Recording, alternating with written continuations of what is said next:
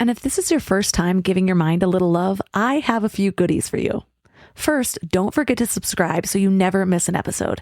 And second, sign up for the Morning Mind Love. Think of it like a weekday oracle from your highest self to help you start each day with a positive focus.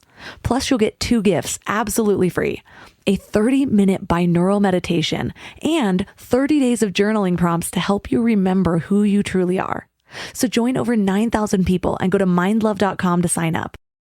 Welcome to Mind Love, episode 295. Today's episode is all about how our minds get hooked on drama addiction and how to break free. This is where disease comes from. All the bad things we think about stress is the interruption of that cycle, not the stimulus. We're like, oh, work is hard. That's causing me disease. It's not. Or this relationship is causing me stress, so I'm getting sick. It's not. It is not ever the stimulus. It is our ability and our capacity or our resilience to be with that stimulus and move through the cycle of a stress response. If we are not able to complete it, where we get overwhelmed, flooded, overstimulated, we're interrupting that cycle. That is where disease festers, in the stagnation of that cycle, which is a constant for those with an addiction to drama. Turn up your frequency with Mind Love. Bite-sized brain hacks for seekers, dreamers, and doers. It's time to give your mind a little love with your host, Melissa Monti.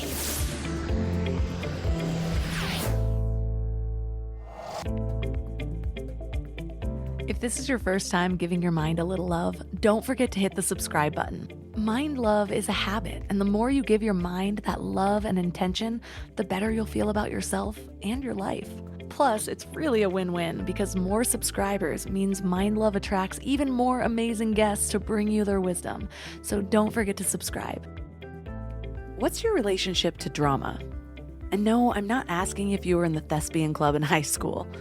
I'm asking, are you the drama queen of your circle? Or do you claim to hate drama while finding yourself caught up in it anyways? Or do you actually strive to keep your own life peaceful and stay out of other people's business? I have a confession. I think drama might be my guilty pleasure. When someone I know is going through something big, I can't help but joke that I want all of the details because I just don't have enough drama in my own life. But the truth is, we all thrive on drama a little bit, even if we think we don't. And how can we not? From reality TV to social media, we are constantly bombarded with sensationalized stories and conflicts. And it's not only easy to get swept up in the drama, but it's also, on some level, setting new expectations for our own realities. Our experiences shape our thoughts, our personalities, our behavior patterns, including what we see and hear every day. And our brains don't necessarily differentiate between real life and the drama that we watch on TV. Sometimes I even wonder if my sense of humor comes from watching too many sitcoms as a kid. My husband will tell you that a lot of my responses sound like a TV character, and I don't mind it. It keeps things kind of interesting. I actually had a friend in high school who watched so much Jack Black that he basically took on his personality.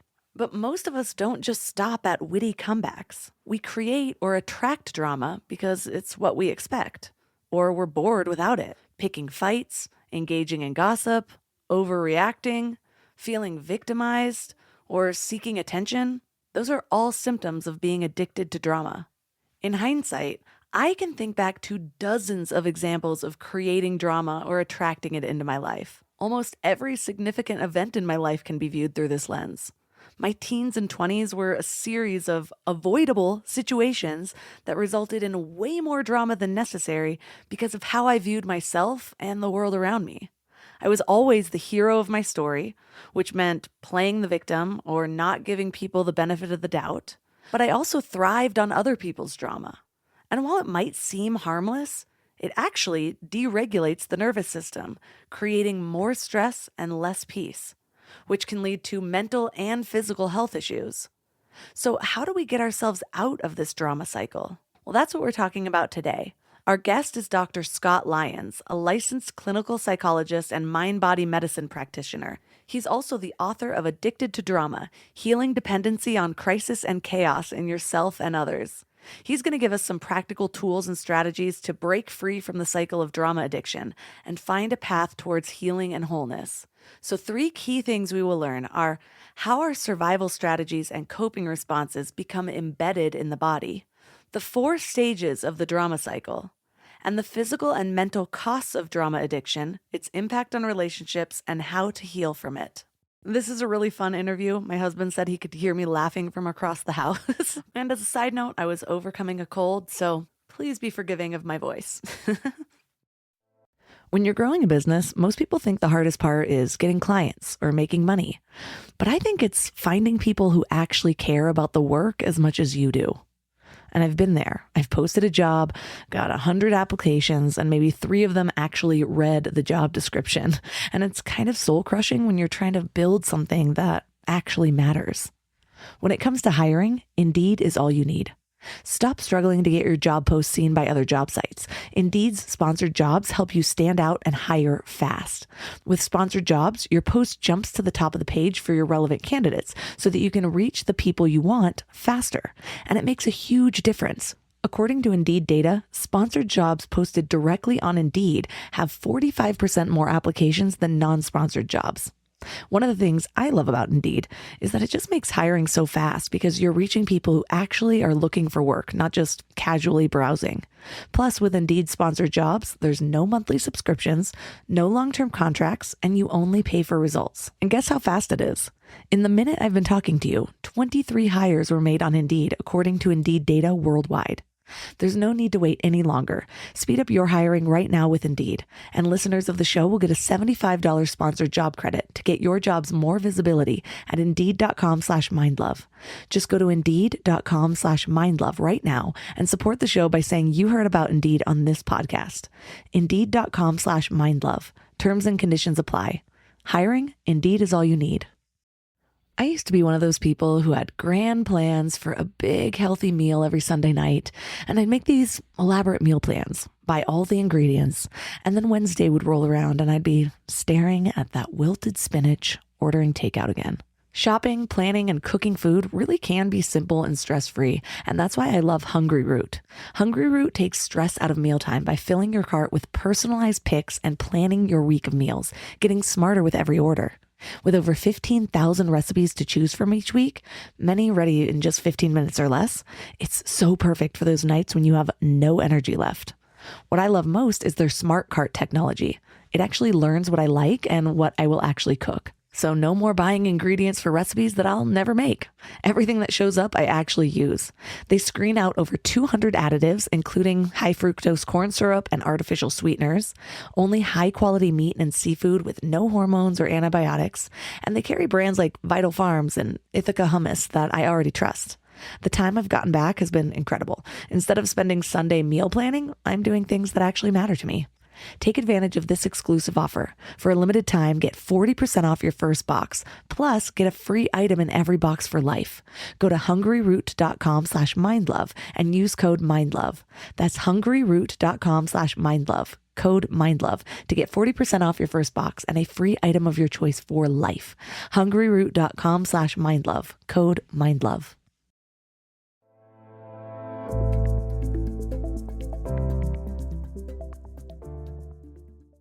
And now let's welcome Dr. Scott Lyons to the show.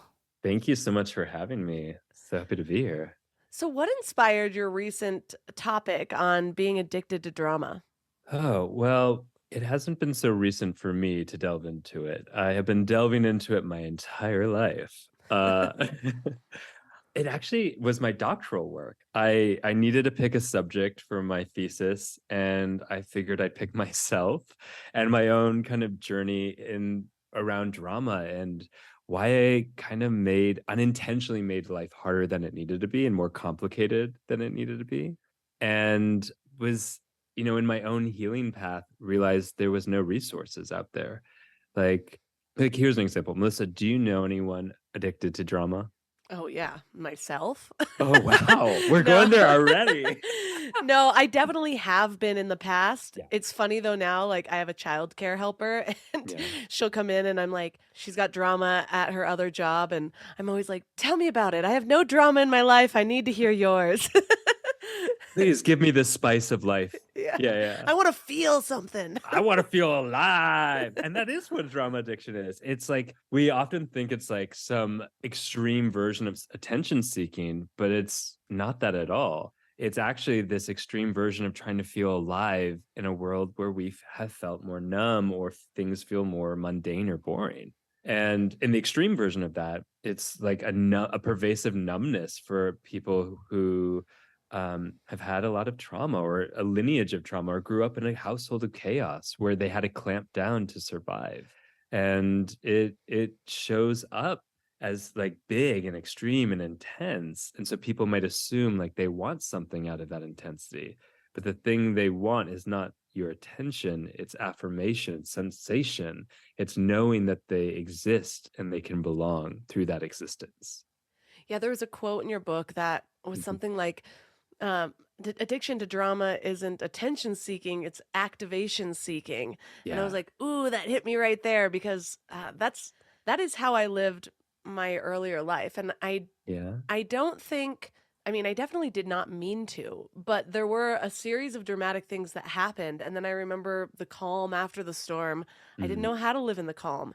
And I Yeah. specifically remember one of my relationships. It was my healthiest relationship I had ever had. I was only like 26 or something like that. But the ones before that were just so chaotic. There was cheating, there was a crime spree with one of them. It was a Oh my lot. God. Can we get Yeah. into the crime spree? We're not going any further until I hear more about the crime spree. Oh yeah, my audience has heard this in probably pieces throughout the episodes, but I basically was dating someone who seemed just really mellow and non-dramatic. What I Yeah. didn't realize is that I noticed something was off when he was no longer on meth because the meth kind of calmed him out. And so there was this series of unraveling where I realized he was cheating on me and then he Yeah. was an alcoholic and a meth Yeah. addict and long story short, I ended up Can I just finding out. check? Did we date the same person? I hope not. I think we did. Did you find out that yours had robbed over 50 houses? Because I did, and I was arrested for his crimes. With him, went through this whole 2-year spree of having to go into court. It was a lot. And so anyways, I Oh my I God. ran away to LA to get away from him. He Yeah. did chase me there. He moved into a halfway house like down the street, broke into my house, threw a brick through my windshield. I had to move again, and then he was finally arrested for another string of robberies and spent the next he got a minimum of 7 years in jail, but up to 11. And so that was a lot. And so Wow. I dated somebody after him that was just normal, and I did not know how to deal with it. And so I was So constantly boring. like picking fights and like Yeah. finding these dumb things to get upset at him about. And Yeah. I remember actually sitting there one day and being like, I feel very upset by this, but Mm. logically I know that I shouldn't. I'm going to attack him anyway.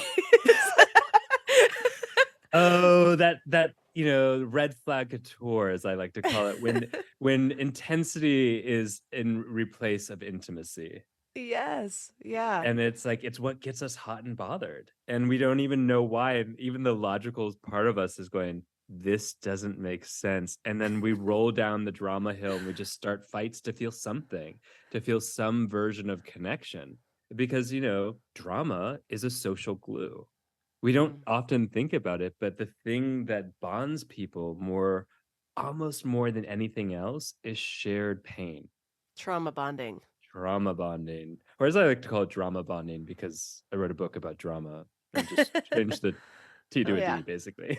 But it's trauma bonding. I actually find slightly different than drama bonding in the sense that why I call it drama bonding is because it's like we're throwing logs on each other's fire. It's intensifying one's own experience as opposed to helping them process it. Where trauma bonding is just a magnetism of shared pain. And then if we go the extra effort to drama bond, it's like, oh, did you know they did this? And hey, I think I dated that same ex. And let's talk dish. Let's really dive into all the toxic men in our life. And we're just like throwing logs on each other's drama fire and getting it so hot and heated until we don't even know what we're talking about anymore. We're just like erupting and rolling down the drama hill together, so to speak. Yeah, and on this relationship, Yeah. it was I don't think he knew what he got himself into. No. The one before that, the one that was extremely Yeah. toxic, and Yeah. that one I do feel was more of the trauma bonding. Yeah. And part of the reason that I somehow allowed myself to even get wrapped up with this person is his Yeah. dad died the weekend I met him, and my dad had died a few Oh. years before. And I had gone through my own sort of self-sabotage spiral, and a lot of people Mm. had been telling me, you need to get over this, and like, you got to just move on with your life. Mind you, I'm like 20 years old. My dad had died when I was 19. I'm like, what do you mean? You have no Gosh. idea what this is like. And I remember actually there were choice points of knowing I was self-sabotaging because I needed to like prove my pain externally. And so it was Yeah. a whole different form of the drama addiction. Yeah. But I remember feeling like nobody understood what I was going through and I was just isolated. And so when I met this person and his dad died, I was like determined to be the person who understood him in a way that nobody understood me. And Mm. what that did was make a lot of excuses for him, kind of blind myself to a lot of the behaviors until it was too late and I was so wrapped up in it, I didn't know how to get out. Yeah, damn, that's so intense. And you're talking about something that's so specific to in like entering into other people's drama, which is unintentionally enabling them by being Yes. a martyr, by being a support system, and then having your own physiological consequences and emotional and social consequences, as you shared, of getting like arrested. That's such a social consequence of being quote unquote a support system to someone. But what one of the things that those who have an addiction to drama do is they pull people in. They pull people into the chaos as a way of feeling connection. It's like a false sense of intimacy, a false sense of belonging that is comes from, as we're talking about the drama bonding, literally a synchronization of crisis and chaos with each other.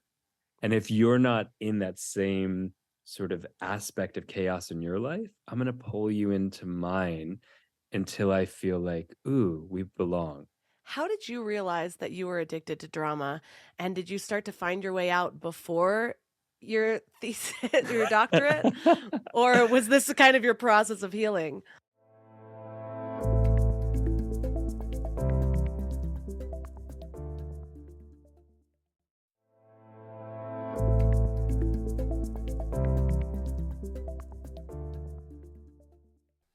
How did you realize that you were addicted to drama? And did you start to find your way out before your thesis, your doctorate? Or was this kind of your process of healing? I think I'm still healing because we're all human and it takes time. I think it was really clear to me when I was in my late 20s and life had me at the throat. Like I was just ended my first major relationship, which was extraordinarily toxic, and I kept going back to it. I don't like to use the word toxic, but for this relationship I do. Part of it wasn't toxic because they were toxic. It was the dynamics. And this individual had a lot of addictions. They had a lot of mental illness that they were dealing with. And I would break up and go back, break up and go back, break up and go back. When they finally ended it, and I didn't have the choice to come back, is when I sort of spiraled. I had self-abandoned so many times for this individual, not only this individual, but in my life, that I couldn't find my way home to me. So I was lost. I was dealing with a lot of neurological issues from just the pervasive stress of being with that individual and not and creating some of that toxicity myself and being in it. I'd lost my health insurance at the time because of a issue with my grad school. I lost a big job. Things were just spiraling and like on top of each other. And usually I could thrive off all this chaos and stress, but it had reached a point where I imploded. And I moved in with my parents for a couple months because I was like, I can't even take care of myself. Like I didn't know if I could get out of bed some days. I couldn't get out of bed some days. And I got rid of everything in my life. I cut off my social life, I cut off my professional life to the arts, and life was bland.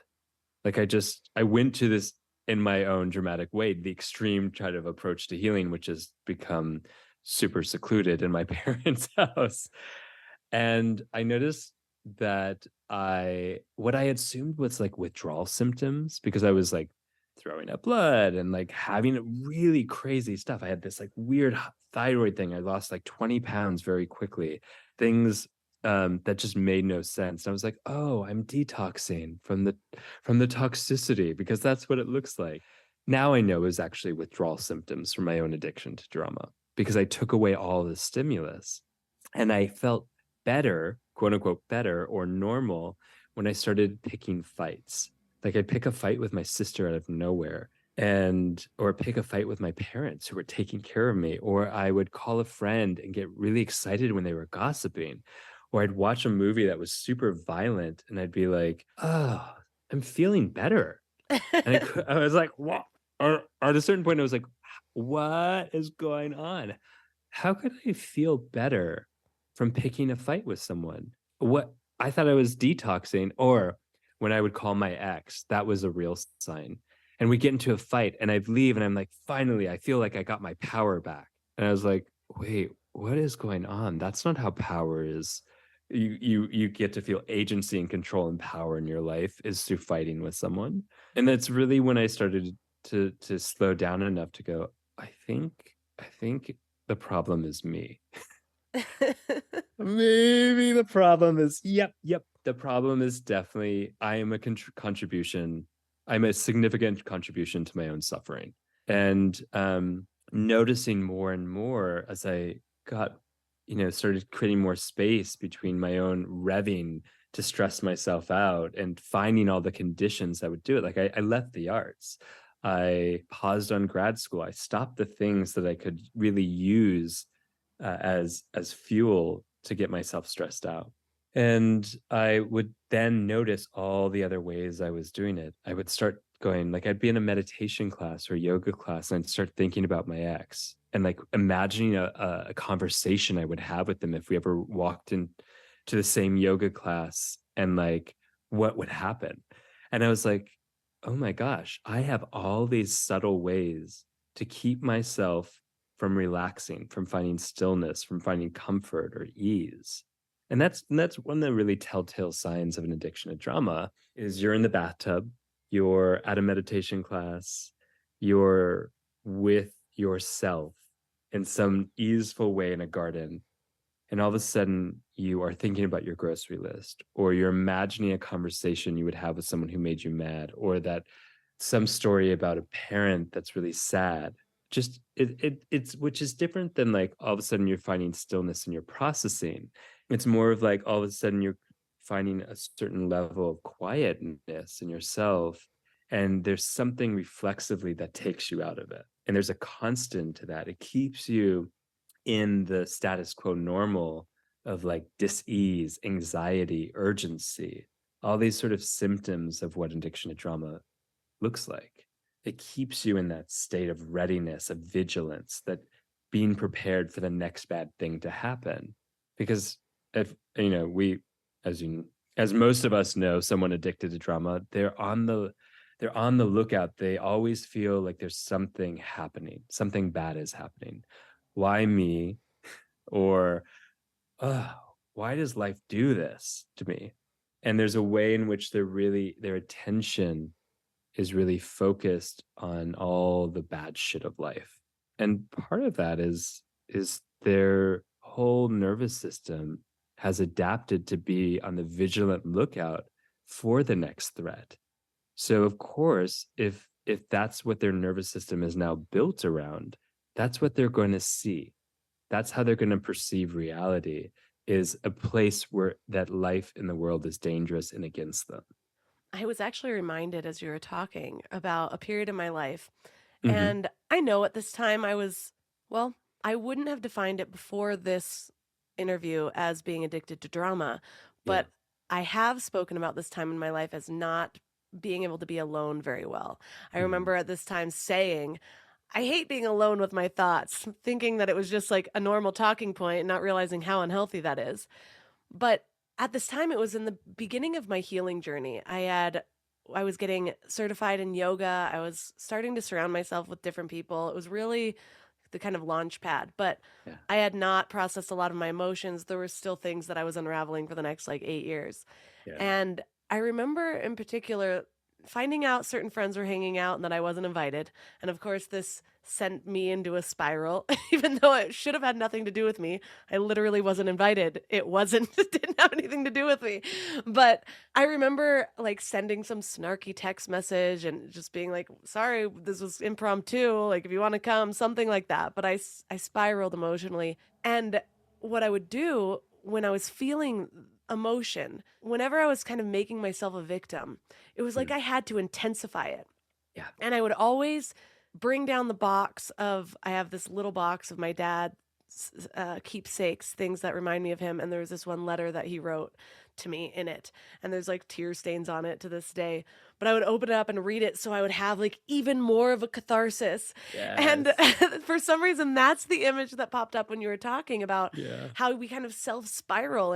Yeah. And like I said, I wouldn't have said at that time before sort of learning what drama addiction looks like that I was addicted to drama. It was just like, oh, I needed a release, or oh, this was my time to process, or some sort of justification for that action. Yeah. And so, But it's interesting that it had to get quote unquote big enough to process, yeah, yeah, right? I had to feel more. I was already crying. What did I need to feel more of? Yeah. Have you ever done this where you're like driving in the car, you're like sad about something, and you like choose to play a song that amplifies that sadness, like an Adele I have song? at least 12 playlists that are just called sad. Will you send them to me? Um, Yes. like that's so funny. Yeah, I mean, it's something I think so many of us can relate to of like, wait, why did you play that song? Yes, it could have been validating, but then it also amplified the intensity of your emotions, maybe more than what you had before, maybe to a level that swells above what you can actually process and metabolize to a degree where it's flooding you and distracting you as opposed to being contacted and moved through. Ooh, that was just an epiphany I didn't know I needed. You're welcome.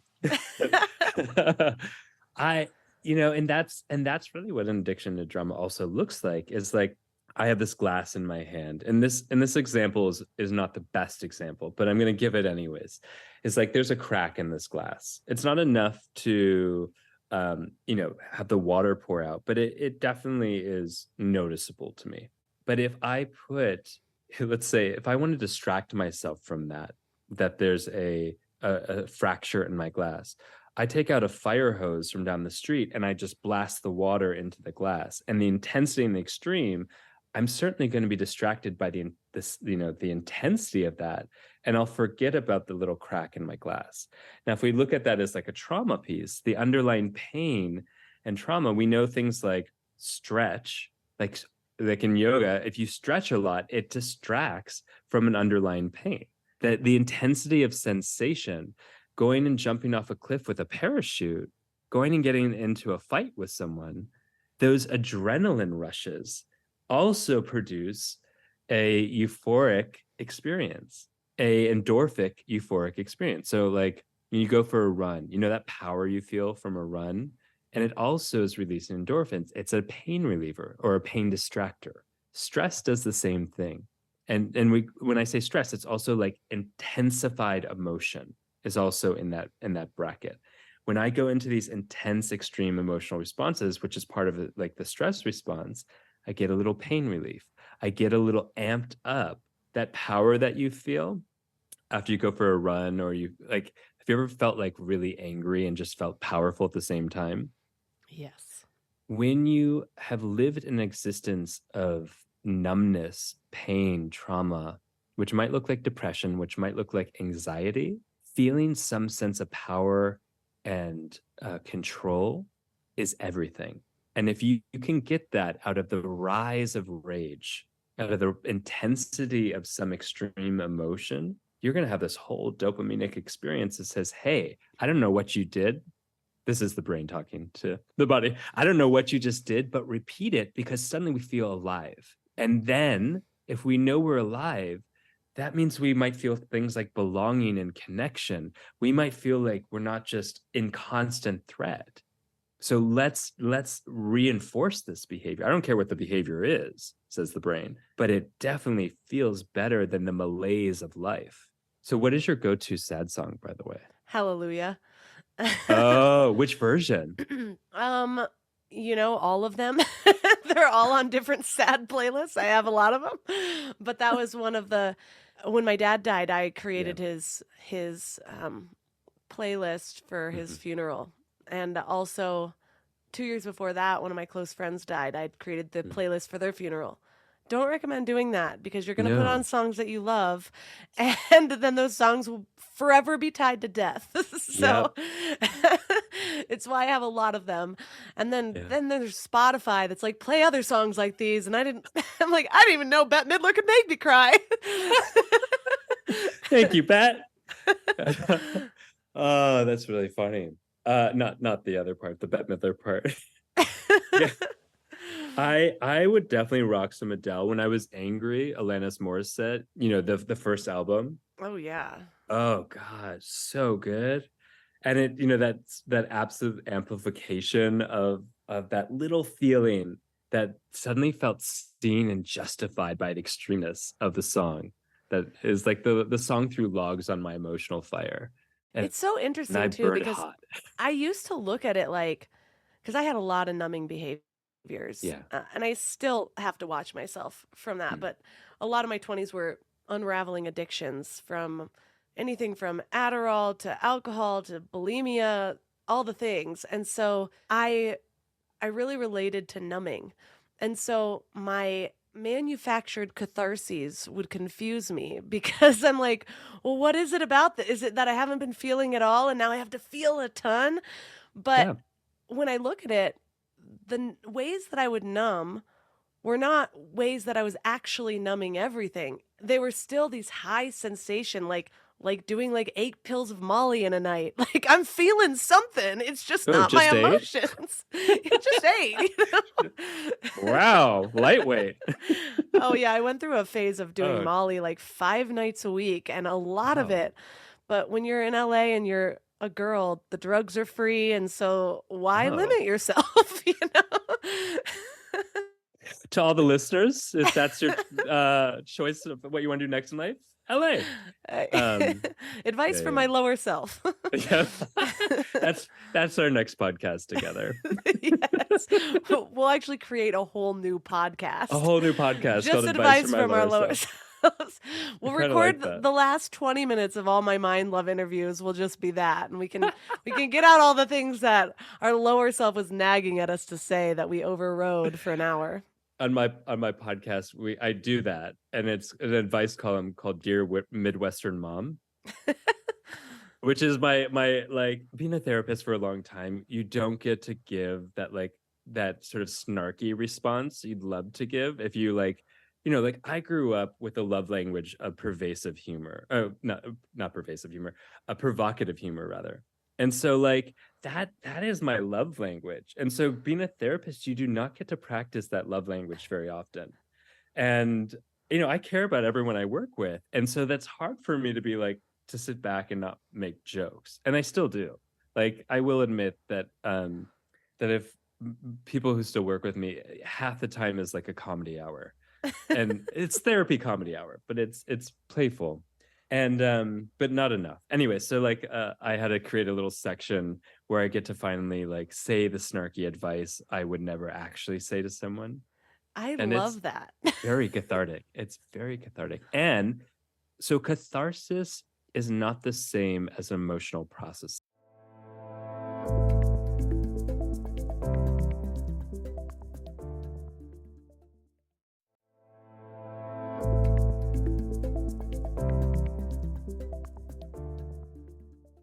So catharsis is not the same as emotional process. Catharsis is an explosion, an unorganized or disorganized emotional expulsion.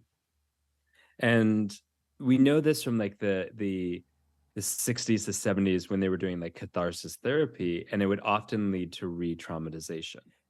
And why, there's a difference about getting like a volcano, like in an addiction to trauma, it's like you're throwing stressors on top of stressors on top of stressors on top of stressors until you have this big high, which that feels like power. And then that power has to go somewhere and you get the expulsion and you do feel like, a weight off your shoulders. And it's disorganized. And if you've ever seen someone in the throes of drama or you've been that person, it's disorganized. It's like sloppy. It is not like, I'm feeling some sadness right now. And that sadness needs me to really feel heard. Like none of that. None of that organized connection with your emotion. It's messy. And yes, you feel more. The build up to that expulsion of emotion is you rise above the threshold of numbness and you feel something. And that feels amazing. And that release, even though it's disorganized, it also feels good because it's been a building tension. And even though you've been using that building tension like a battery pack to function through life, siphoning off of it to like stay awake, to stay engaged, it also has a cost for anyone. And so the expulsion of it, disorganized as it is, has also a hormonal response that goes ding, ding, ding. That felt nice. And the problem is with disorganized expulsions, you never actually get to attend to the underlying emotion and the needs that were there. Because all that energy, all that stressors, all the stuff you're adding on top are distracting from the underlying true core emotions and needs. And so, in distracting yourself, you get to protect yourself from the pain of being in relation to your emotions or the trauma, but you're also self abandoning yourself simultaneously. And self abandoning was really important to survive at some point if you had trauma. If you were here, you would feel like you're drowning in the pain and the suffering. And so you self abandon, or it's called auto regulation, as a strategy to say, I can't deal with this now. Hopefully I'll come back to this later. That's what disassociation is. I can't be here to be with this. So I'm going to like vacate my body. I'm going on vacation for my pain. And hopefully I'll come back and deal with it. Same thing happens in birth. Yeah. I mean, you can talk to that. You just had a kiddo. Oh yeah.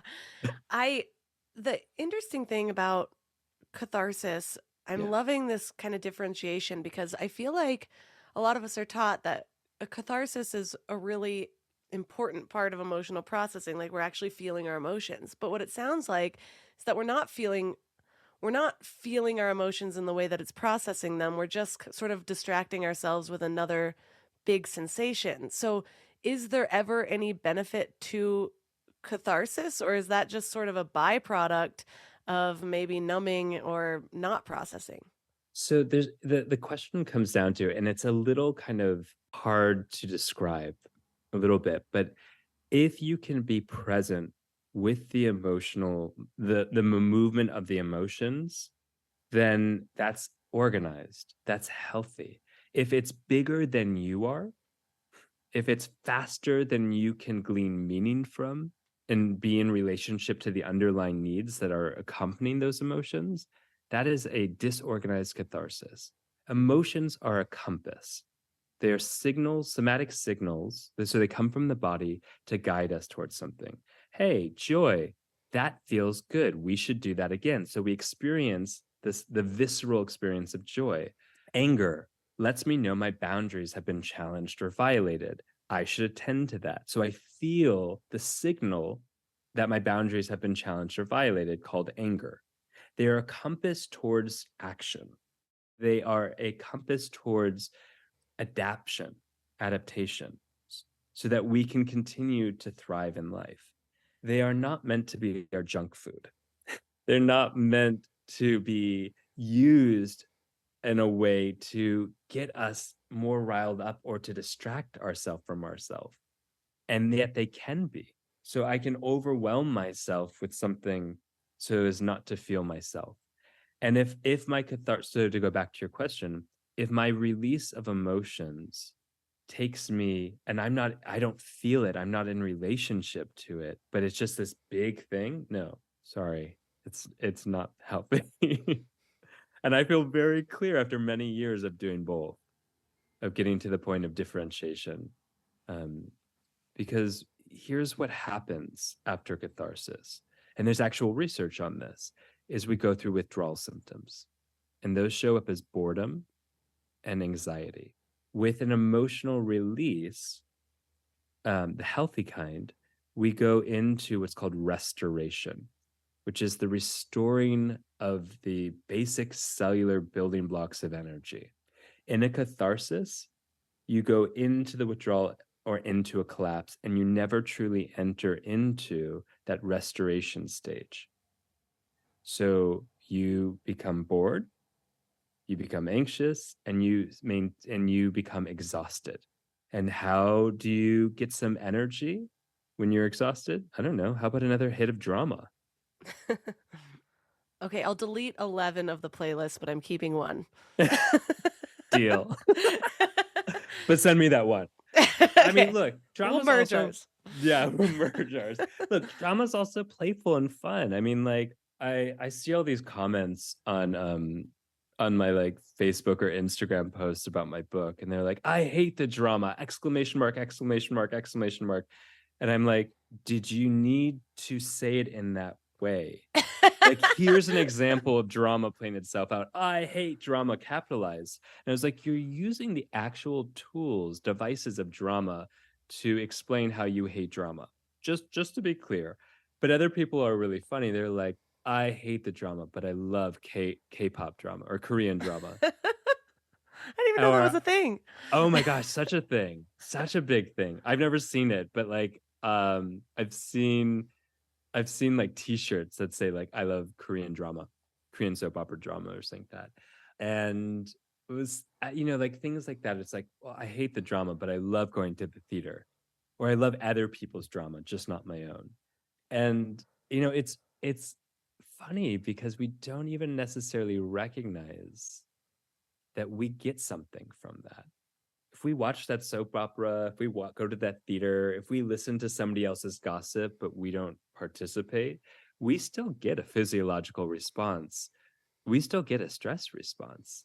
We are still engaging in the physiological and emotional process of drama by being a bystander. There is no neutrality here. So if you're like, I hate drama, but I do love watching those reality shows, and they are such a mess. Oh my gosh. I have a friend who I think is going on one of the housewife shows, and we were laughing about it because she really is like not interested in the drama. So we were coaching about what to do about it. And anyways, but if you find yourself going, oh, I love watching it. Like if you're even listening to the story and you're like, wait, I want to go back and hear more details about like what happened when you were in jail, Melissa. Like, did you meet anyone? Did you, did you get in any fights? Like, if you're like hankering, if your curiosity is more about the narrative than Melissa's experience, that's a pretty good indicator you might have a little propensity for the drama. That is me. It's like actually well known that I will ask for more details, as mundane as they seem, because I need to know, I need to paint the full picture of what's happening. I'm like, no, but what shoes was he wearing? Why did he trip? Like, why does he do bunny ears instead of loop, swoop, and pull? That's why he tripped, and this is why it happened, and I'm gonna dissect this all. Because you're creating the full narrative. You want the Yes. full, what's called the dramatic narrative. And it's like you're picturing in your head and you're playing it out, and you get to play it out even after they left, right? Yes. And Yeah. so they gave you the gift of a dramatic narrative that you get to have a dramatic response to, a physiological and emotional response to. That is the generous gift of drama.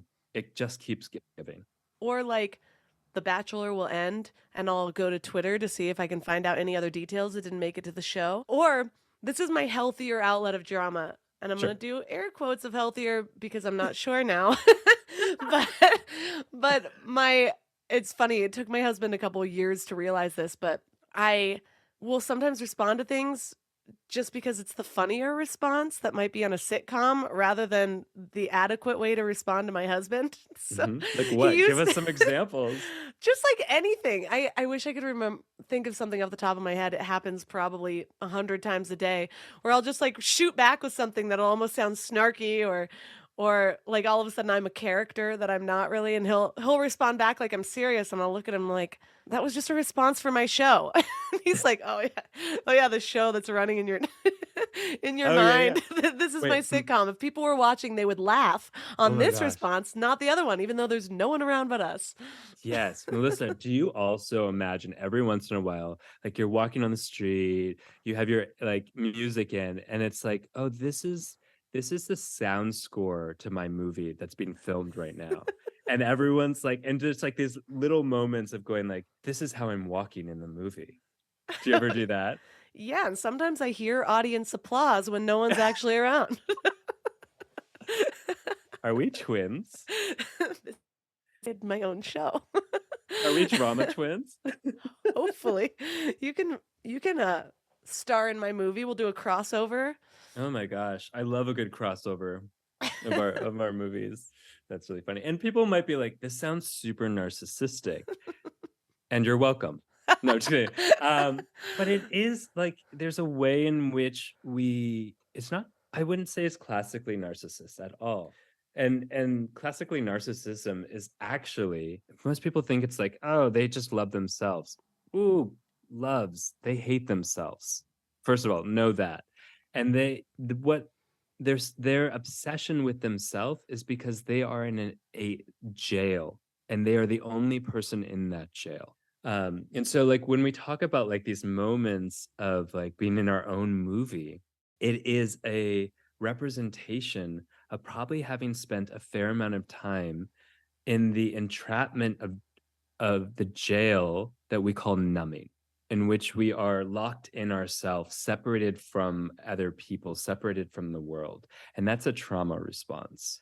And so if you start to like, when we're doing it playfully, we're like making, we're in our own movie. We have this very playful banter about it, but it also is a reflection of a strategy to navigate being so alone. So the pervasive isolation that comes with trauma, and very much is the base of an addiction to drama.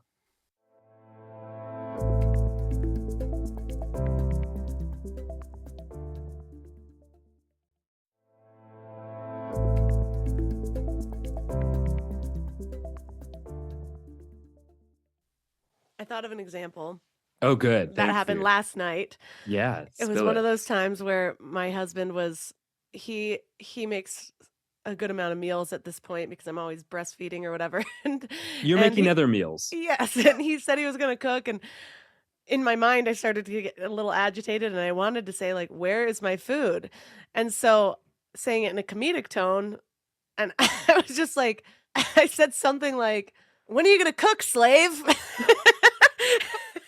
And so I actually got to get out my emotion of being sort of irritated that it was taking longer than he wanted, Hmm. and even say it in the tone I wanted to, but I added a little humor value to it, and then he Hmm. started laughing, and he's like, "Okay, I'm making it right now." But there's a lot of things like that in my household where I'll just sort of take it to a new level because I think it'll be funny while Look, expressing my emotion.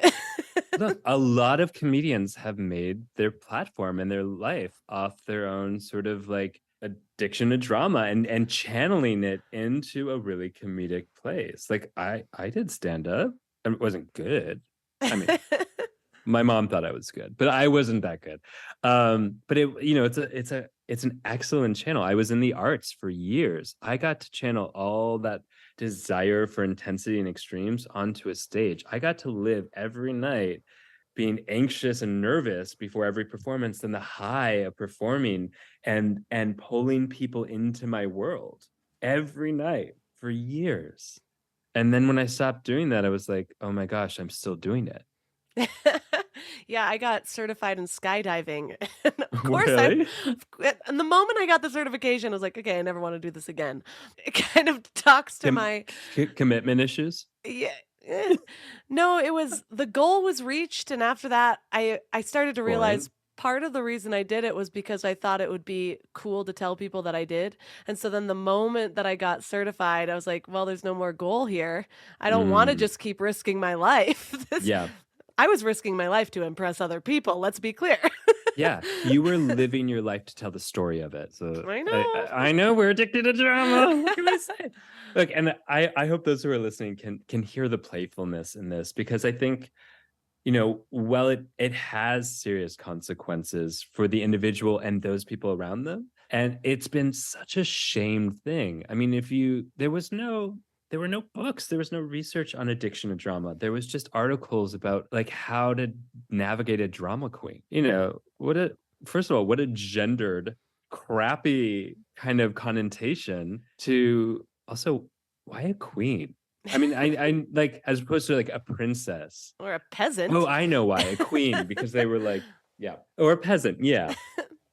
A drama peasant isn't nearly as appealing to want to be. So maybe we should twist the Who doesn't want to connotations be a a little. queen or, some royalty, a drama royal?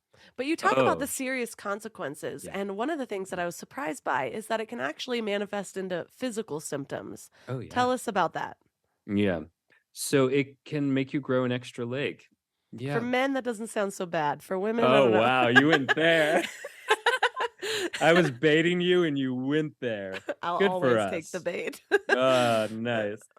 Yeah, I mean, so when we think about like if I said to you, stress is bad, you'd probably shake your head because you've heard it in every health class, you've read it in every magazine. Well, I'm gonna say something that's a little provocative. Stress is great. If you didn't have a stress response, you would die. Doesn't that sound dramatic? I like adding the drama in there. But I felt something. you felt something. Where did you feel that? Everywhere.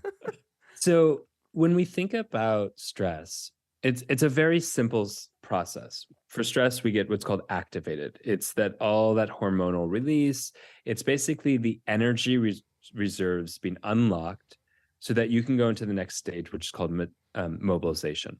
Mobilization means you take energy into action in order to adapt. So our stress response system is our adaptation system. Here's a stimulus, here's a ball coming at me. For example, I have an activation response, I have a mobilization, I move out of the way of the ball, or I catch the ball. We could say fight or flight. Yeah. Then I have a deactivation phase. The muscles relax a little bit, the nerves get unhinged, my I have more blood flow to my organs again, so I can rest and digest the emotions that came with that experience. Then, if once I've completed the digestion or metabolization of those emotions, and I've continued to relax a little bit, then I can go into a restoration phase, which is what I was talking about earlier. And restoration means I'm building up that ATP again. I'm building up the energy to go and keep adapting in the dance of life. If I interrupt that cycle, if I do not get into completion, this is where disease comes from. All the bad things we think about stress is the interruption of that cycle, not the stimulus. We're like, oh, work is hard. That's causing me disease. It's not because, or this relationship is causing me stress. So I'm getting sick. It's not. It is not ever the stimulus. It is our ability and our capacity, our resilience to be with that stimulus and move through the cycle of a stress response. If we are not able to complete it, where we get overwhelmed, flooded, overstimulated, we're interrupting that cycle. That is where disease festers in the stagnation of that cycle. And so for those who are addicted to drama, they get all that revved up energy, that activation, like we were talking about. They don't quite get mobilization. Sometimes, but it looks like more of a disorganized mobilization. Like they're like, because what they're doing is instead of adapting, they're doing activities to generate more energy, more emotion, more intensity, more extremes. Then they have this cathartic outburst, super disorganized, super sloppy, rolling down the hill. They're not even present. They're blacked out, basically, in the eruption of their emotions. Then, because they never properly went through the channels of metabolizing the experience, they don't get to the rest. They're never building the energy. They're being constantly flooded by the hormones without the uptake of them. So it does start to affect the immune system. It starts to affect your memory center. It starts to affect the gray matter of your brain. It starts to affect the functionality of your adrenals and kidneys and your organs. It affects your skin. All these things that you might have read about the ills of stress, are actually the interruption of your stress response, which is a constant for those with an addiction to drama. They cannot complete that cycle because the rest and digest phase brings them too close to that vulnerability that they will be victims to whatever they are not prepared for.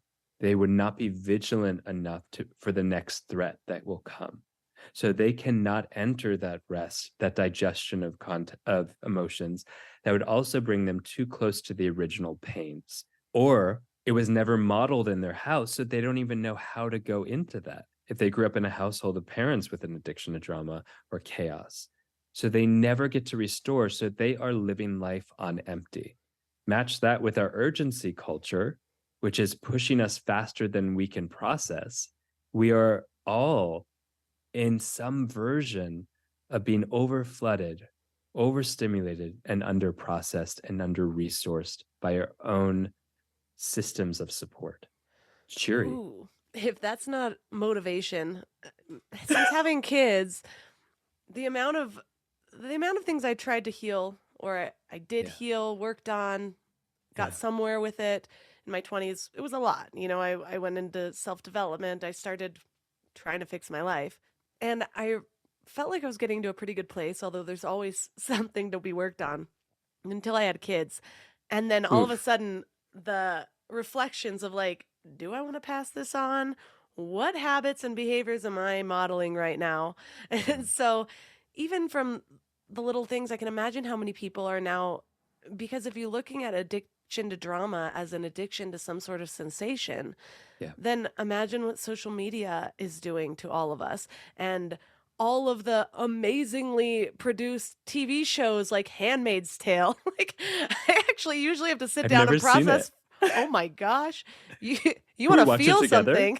I'll watch it again. Yeah. The last season's coming up. It is wild, but you can't watch that show and not feel something, especially now that I have kids. I didn't have it when I first started.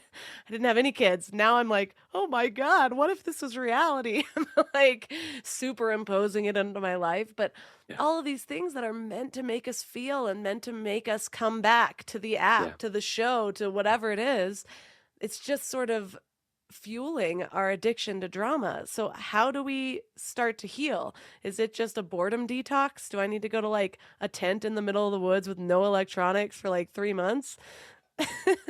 I would 'Cause love to see you do that. And I would love if we could film it just to see the so you crazy can see the drama from the so I can see outside. the drama from the outside. Wait, is that bad? I don't think that's the point. Oh, okay. So we're not talking about your next reality show. Okay. Yeah, you're right. The social media in general are all replicating the ways in which an addiction to drama has formed. So what may have been 20 years ago on more of a micro scale in terms of the conditions, we're now seeing on a macro scale. A lot of folks are addicted to drama. And there's scale. It's a scale, you know? So going to the woods and doing a detox, are you talking about like a desert, like Burning Man type of situation? Or do you have to be alone? What were you thinking for your reality show that I'm gonna I watch? feel like I would feel too much at Burning Man. I was always known for like taking the pill before I found out what it was. So maybe I Oh, shouldn't go adventurous. there. Look, what you're talking about is like a very abstinence only approach, which is like, oh, just stop the heroin. First of all, you're going to have withdrawal symptoms. And so you have to be prepared for that. You're going to have withdrawal symptoms from the drama. You're going to start to find the itch of where you can get the next hit of drama. And the thing is in the desert, you probably have a harder time getting heroin than drama because you always have your mind to replay memories and stories with. So it takes a long time because you're going to catch yourself in an infinite of ways in which you rev yourself up, in which you keep getting that hit of crisis and chaos.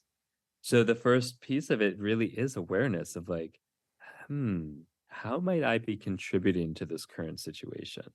And that's a hard question to ask ourselves. Or like, this scenario feels familiar. Why do I have found myself? Why have I found myself in a similar situation? Why have I found myself in a similar relationship that's unfulfilling or chaotic?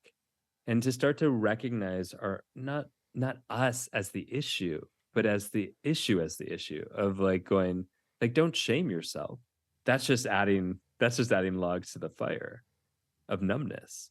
But what I would recommend is going, okay, is this something I want? Like really getting to the question, is this level of pain necessary? Is me writing in all caps, I hate the drama, helping my nervous system or hindering it by adding more stress to it? So starting to really get honest with yourself is a first stage of dealing with it. Then we have, in the book, there's a whole series of practices and exercises. How do you start to interrupt the pattern? And that takes a lot of time. It takes a lot of time. It's not like just going, oh, I picked up the drink, I'm going to set it down. It's like, oh, here I am in all these different ways. I'm revving myself. How do I step back from it? How do I step back from this gossip? How do I step back from this story I just created? And how do I step back from all these ways in which I am creating or have sought this stress, even though I had no idea I was doing it? Then we're going to get to a point where it's like, okay, there's enough space. I'm not going to reflexively take myself out of emotional processing. I've created the space to start to go, I'm going to address the trauma. I'm going to address the underlying thing that's been hidden in a cocoon of numbness.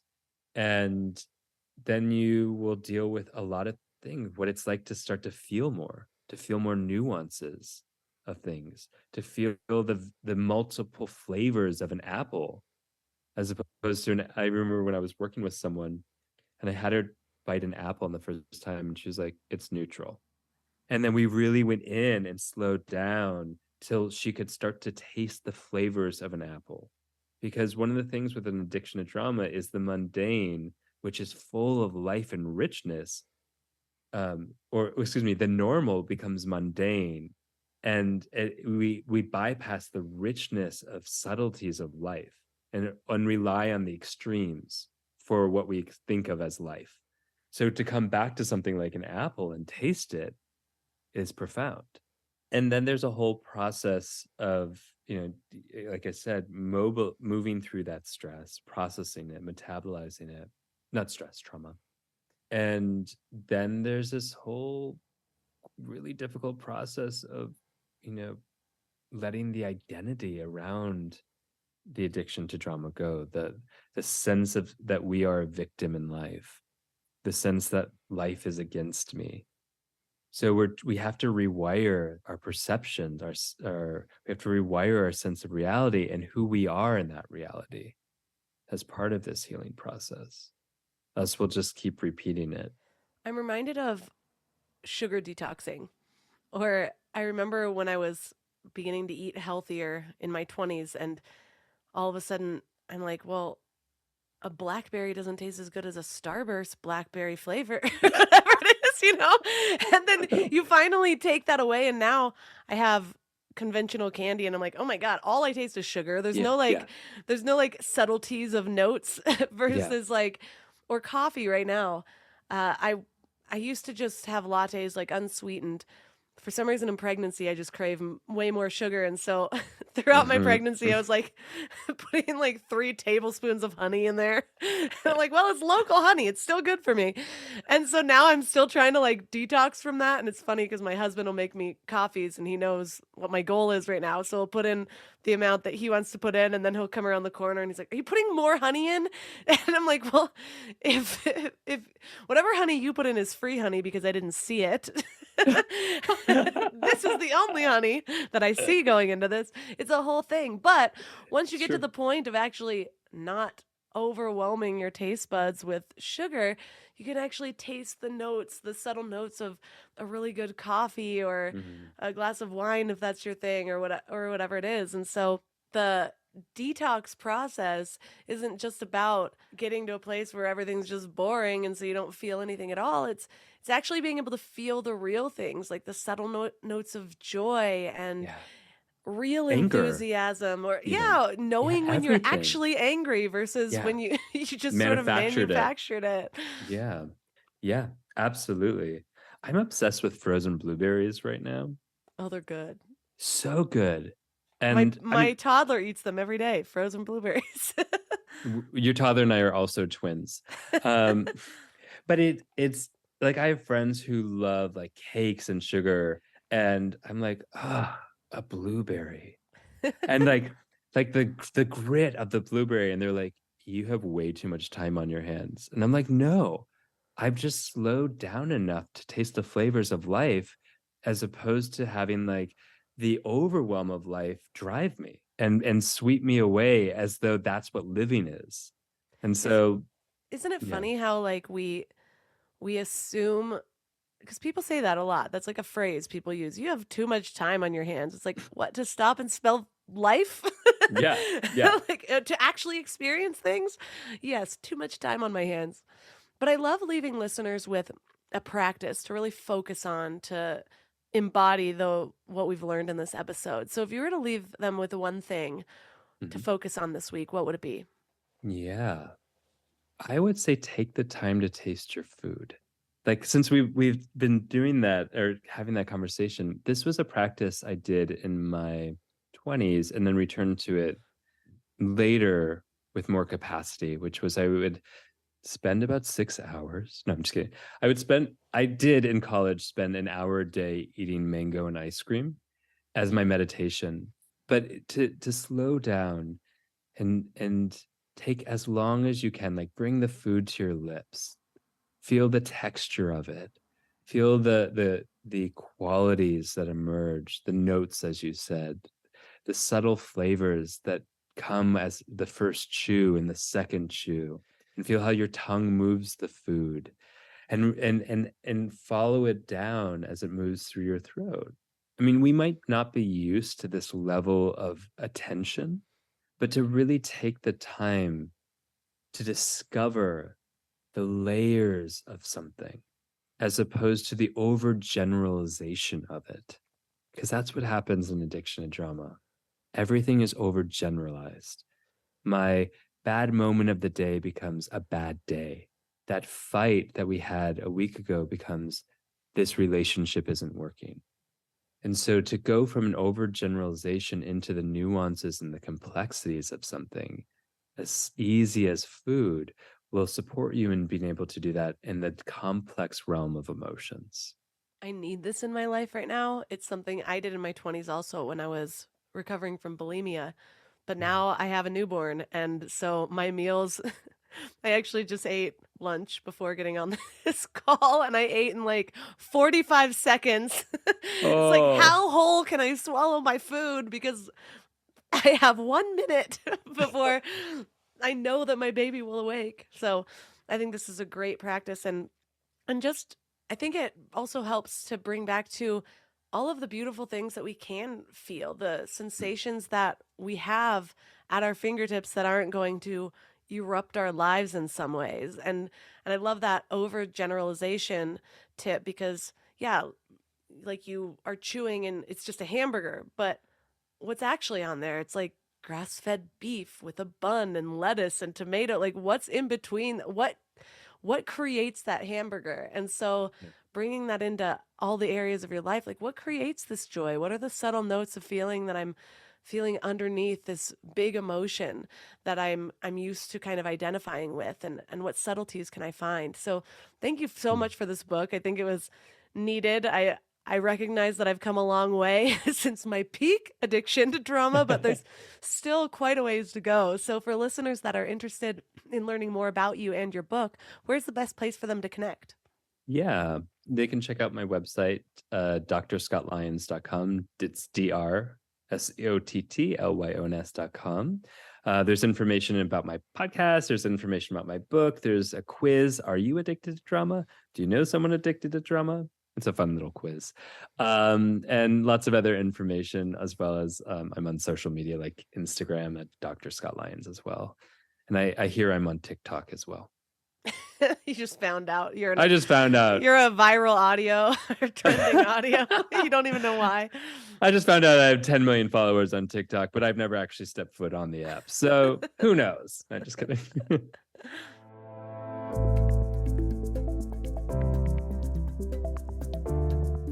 All the links for this episode will be at mindlove.com/295. And you've already heard your challenge for this week. Actually slow down and taste your food. This might seem unrelated to drama addiction, but when you think about it, that's where all mindfulness begins, is actually tuning into your body and the sensations that you're feeling, hearing, seeing, tasting. And food is a really pleasurable way to get that entry point. When you do engage in this practice, you'll often see how much is actually going on in your mind. The fact that maybe you want to watch TV or scroll your phone while consuming and tasting and swallowing. And it's no wonder why most of us can't tune into our own hunger cues, let alone our intuition or our more subtle energies. And if, while you're doing this, you want to go even deeper into creating a life around mindfulness, the best way to do that is by joining the Mind Love membership. You can find out more information at mindlove.com/membership. Every month, we get new masterclasses that help you to really immerse yourself into the content. Because I know how easy it can be to just listen and then go about your day without actually applying any of the things that you're learning from these episodes. So the Mind Love membership holds your hand and walks you through that, so where you can create a peaceful life for yourself. So find out more at mindlove.com/membership. The last 2 months, the masterclasses have been incredible, diving into self-discipline and goal setting, which have been heavily requested topics. So if you've been wanting to do something big, or you've been wanting to get your life more manageable, join the Mind Love membership at mindlove.com/membership. You can also find all of my amazing sponsors at mindlove.com/sponsors. And if you love this episode, please consider sharing it. We all have that one friend that comes to mind when we're thinking about drama addiction. So take a screenshot, share this on social media, or share it directly with a friend or family member. And that's all for today. So thanks for giving your mind a little love today, and I'll see you next week. Thanks for tuning into Your Higher Frequency with Mind Love. Head to mindlove.com for a free gift to keep your vibes up until next week.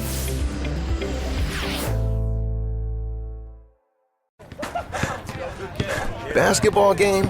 Crushed it. And the day's just getting started. Now, kicking it with my crew. When I need a quick snack, Go-Go Squeeze Active Fruit Blend with electrolytes pouches are always in the starting lineup. Made with real fruit and select electrolytes. And so tasty. From workouts to hangouts to whatever's next, I go with Go-Go Squeeze Active. Snag yours on your next store run. Available on Amazon.